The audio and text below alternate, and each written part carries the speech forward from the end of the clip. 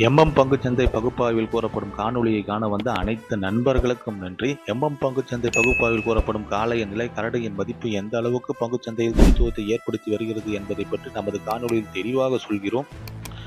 பங்குச்சந்தை பகுப்பாய்வில் கூறப்படும் அனைத்து கருத்துக்களும் தனிப்பட்ட கருத்து, கல்வி நோக்கத்துக்காக மட்டுமே கூறப்படுகிறது. வாங்க காணொளியில போலாம்.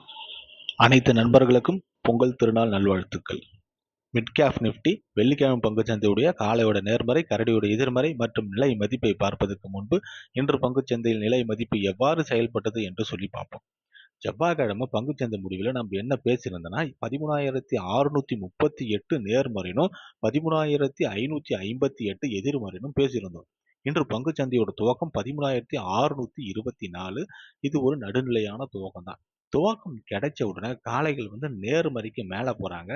நேர்மறைக்கு மேலே போன காளைகள் கரடிகளை நேர்மறைக்கு கீழே வரவிடாம காளையோட இலக்கு 13,762 என்ற நிலையை அடைவதற்கு இன்று பங்குச்சந்தை முழுவதும் முயற்சி செய்து இன்று பங்குச்சந்தையோட முடிவு 13,706.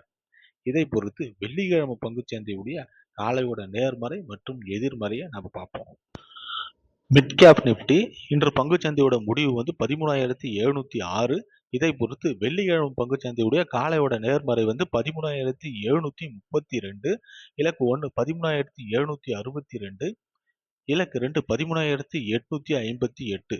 கரடியோட எதிர்மறை 13,658, இலக்கு 1 13,588, இலக்கு 2 13,484. பங்குச்சந்தை பகுப்பாய்வில் கூறப்படும் கருத்துக்கள், நிலை மதிப்புகள் உங்களுக்கு பிடித்திருந்தால் லைக், ஷேர், சப்ஸ்கிரைப் பண்ணுங்க. உங்கள் கருத்துக்களை கமெண்ட் பாக்ஸில் தெரிவிக்கவும். நன்றி.